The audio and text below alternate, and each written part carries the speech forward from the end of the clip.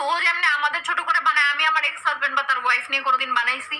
কোনোদিন বলতে পারবা হ্যাঁ তিশা আপু তার এক্স হাজবেন্ডের কথা বলে বলে সিম্প্যাথি নাই কোনোদিন? তো ও কেন আমাদের নিয়ে পড়ে আছে? আর ও কেন ফার্স্ট এক্স হাজবেন্ড নিয়ে কথা বলে না কেন?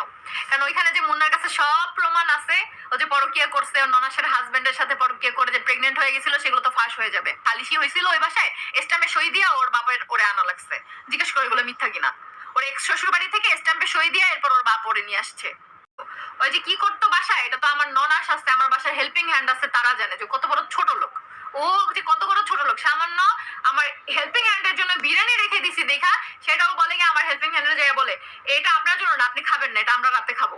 পরে সেই মানুষটা সারা রাত না খেয়ে ঘুমাইছে, পরের দিন সকালে উঠে দেখে আন্টির মনটা খারাপ। আমি তো বুঝে যাই, আমি তো সবার খোঁজ নেই, ঠিক আছে? এটা আমার বাসায় যারা এসে থাকে তারা জানে আমি সবার খোঁজ নিয়ে তারপর নিজে খাই, ওর মতো না আমি। পরে আন্টি জিজ্ঞেস করতেছে আন্টি আপনি খান নাই, কি হয়েছে, আপনার মন খারাপ কেন? পরে বলে এমনি মা। পরে আবার বলতেছে যে রাতে খায় না, এরকম এরকম কাহিনী আছে। আমি বলি কেন হয়েছে? পরে বললো যে ও যায় নিয়ে বলছে যে এই বিরিয়ানি নাকি আমরা খাবো। কই আমরা কি রাতে খাইছি? আমরা কেন খাবো? সবার জন্য রাতে রান্না করা হয়েছে, রাতে সবাই খাবে একসাথে। সেই আন্টিকে খাবারটা পর্যন্ত কেড়ে নিছে। এগুলার ওর বহুত ভুগতে হবে, বুঝতে পারছো? একটা কথা আছে না যে পিপিলিকার পাখা গজায় মরিবার তরে। দেখো আমার বাসার হেল্পিং হ্যান্ড গুলোকে যে পরিমাণ টর্চার করছে। একবার একটা হেল্পিং হ্যান্ড ছিল, তার হচ্ছে হাত এখান থেকে পুড়ে গেছে, ভাতের মার পড়ে এখান থেকে পুড়ে গেছে। তো আমরা গেছি ডক্টর দেখাইতে, আমরা ছিলাম না। সেই হাত পোড়া অবস্থায় সেই মানুষটাকে দিয়ে ও কাপড় চোপড় ধোয়াইছে 2 বালতি কাপড় চোপড় সেই মানুষটাকে দিয়ে ধোয়াইছে। বলছে যে হাত পুরুক যা হোক আমাদের কাজ করে দিয়ে যাইতে হবে। সেটা দেখে এসে আমি যখন দেখছি যে সে কান্না করতেছে আর কাপড় ধুইতেছে, হাত হাত মানে জ্বলে এখান থেকে একদম এরকম অবস্থা, বাজে অবস্থা হয়ে গেছে। তখন আমি ওরে বলছি শোন, প্রেগনেন্ট অবস্থায় এত মানুষের অভিশাপ নিস না, এত মানুষের অভিশাপ নিতে হয় না প্রেগনেন্ট অবস্থায়। এগুলো মানুষের নিঃশ্বাস লেগে যায়। কি হইতো আজকে যদি কাপড় চোপড় গুলো না ধুইতো, কালকে ধুইতো, সমস্যা কি হইতো? আহাতিশার ঠিকই তাদের যোগ্যতায় চলে যেতে পারবে, কারণ আহাতিশার ডেইলি ব্লগার, বুঝতে পারছো? আহাতিশার ওই আরেকজনকে পচাইয়ের কন্টেন্ট বানাইতে হয় না। ওই কন্টেন্ট যদি বানাইতাম তাহলে প্রতিনিয়ত অনেক কি কি বলা যে পচাইতে পারতাম, কি কি বলা যে ওরে বডি শেমিং করতে পারতাম, আর কি কি কন্টেন্ট বানাইতে পারতাম। বাট করি না, ভালো লাগে না। ওকে লাইভে শুধুমাত্র দেখবা আমি ধুই, কারণ ওর ওর জন্যই। ও কেন আমার পিছনে পড়ে থাকে? ওর কি যোগ্যতা আছে আমার পিছনে পড়ে থাকতে? ও কোন দিক দিয়ে আমার থেকে বেস্ট বলো? এক দিক দিয়ে, সেটা হচ্ছে নাটক। মিথ্যা নাটক করে সিম্প্যাথি নিতে পারে, বুঝতে পারছো? 1.5 বছর আমাদের সাথে থেকে নাটক করছে। ওকে নাকি জিম্মি করে রাখা হয়েছে। জিম্মি করে একটা মানুষকে রাখলে কিভাবে সে লাইভে যায়, কিভাবে সে বান্ধবীর বাসায় যায়, কিভাবে সে বয়ফ্রেন্ডের সাথে যায় রাত কাটায়। সেদিন তো আন্টি লাইভে এসে বললো তোমাদের যে ও যায় নিয়ে 2 রাত বাইরে থাকছে দুধের বাচ্চাকে রেখে। তখন কিভাবে থাকছে দুধের বাচ্চাকে রেখে বয়ফ্রেন্ডের সাথে? তখন কেন আবার চলে আসলো? আয়সা নিয়ে আবার আহাদের হাতে পায়ে ধরলো কেন বলো? কেন আহাদের হাতে পায়ে ধরলো? ওর ফ্যামিলি, পুরো ফ্যামিলি চলে আসলো হাতে পায়ে ধরার জন্য যে এবারের মতো ওকে মাফ করে দাও, ও সংসারটা করুক, যেহেতু একটা বাচ্চা আছে।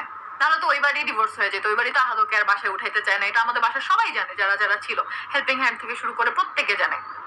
প্রতারণা একটা মেয়ের সাথে, ওর মতো মেয়ের সাথে সংসার করা মানে একটা ছেলের লাইফ অর্ধেক হেল হয়ে যাওয়া, ঠিক আছে? নাই বললাম না আমি, ওই ছেলেটা অনেক বেশি রিকোয়েস্ট করছে। দেখো একটা জিনিস আছে, ওই দিন আমি হচ্ছে উকিলের কথা বলছি, যে ওই রেকর্ডটা আমার কাছে আছে। আপু কিন্তু আমাকে টেক্সট দিছে যে আপু আমি ফ্রেন্ডলি আপনার সাথে কথাগুলো বলছি, আপনি কি সেটা রেকর্ড করে রাখছেন, আপনি কি পোস্ট দিবেন? আমি বলছি আপু আমি কখনোই পোস্ট দিব না। বাট ওর বেশি বাড়াবাড়ি। তো এই ছেলেটাও অনেক বেশি হচ্ছে আস্থা নিয়ে কথাগুলো বলছে, তাও আমাদের হোয়াটসঅ্যাপে কল করছে, কারণ তার ধারণা হোয়াটসঅ্যাপে কল করলে সেটা রেকর্ড করা যায় না। সে অনেক কিছু আহাতকে বলছে, আমাকে বলছে।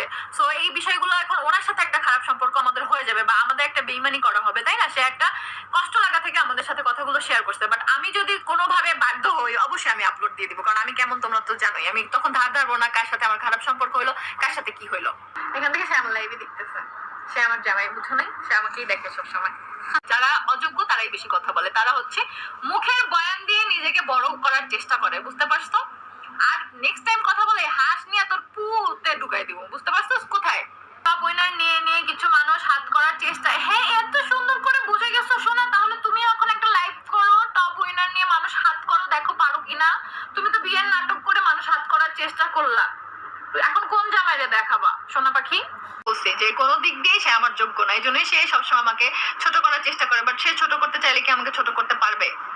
সব সময় এত মাস 17 Pro Max বের হয়েছে, কিনলো না। আমি কিনলাম, তারপরের মাসে তার কিনতে হইলো কেন? তার আগে ছিল না? তার আগে তো ছিল, অন্যের ফোন নিয়ে ভিডিও বানাইছে, কেন তার আগে সে কিনতে পারে নাই? নাকি ইউটিউবে আর্নিং কম হয়ে যায়? আমি না দাঁড়ো, কিভাবে বলছিল? দাঁড়ো 1 মিনিট, নিজের লাইফে কানলে সিম্প্যাথি নেওয়া যায়। দাঁড়ো 1 মিনিট দাঁড়ো। ও আবার ওই অত কান্নার একটা স্টোরি বলতে গেছে, আবার পার্লার থেকে 60 জায়গায় গেছে, ঠিক আছে? তো বসে আমি কিছুই পারতাম ভাইয়া, আমাকে সবকিছু জোর করে করাইছে ভাইয়া। হ্যাঁ, আমাকে বিছনায় শোয়াইও দিছে জোর করে ভাইয়া, বাচ্চাও জোর করে ভাইয়া। চাপ দেই, পানি পড়েন না কেন? আচ্ছা, তাহলে সবকিছুই জোর করে করাইছে। তোমার কি বয়স কম? হ্যাঁ ভাই, আমি 23 বছরের টিনেজ বুড়ি ভাইয়া। মানে তোর কি বিন্দু পরিমাণ লজ্জা আছে?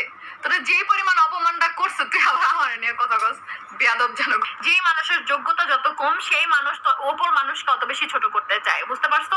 এই জন্য দেখবা যে আমার কখনো ওর নিয়ে আগে কথা বলতে হয় না, কারণ ওর এমন কিছু নাই যেটা নিয়ে আমি জেলাস করবো। না রূপ, না গুণ, না যোগ্যতা, না শিক্ষাগত যোগ্যতা, না পারিবারিক যোগ্যতা, না সাংসারিক দিক থেকে, কোনো দিক থেকেই না, না রান্না বান্না। ও ভাই, ওই যে কি রান্না করে, গুমুত, ওই বাজার কেউ খাইতো না, ঠিক আছে? কাল্লানি টানতো ওরে নিয়ে ঘুরতে যাইবো একা একা, আর ওই টানতো আমারে, ওই আমারে ছেড়ে যাইবো না। আর আমি কইতাম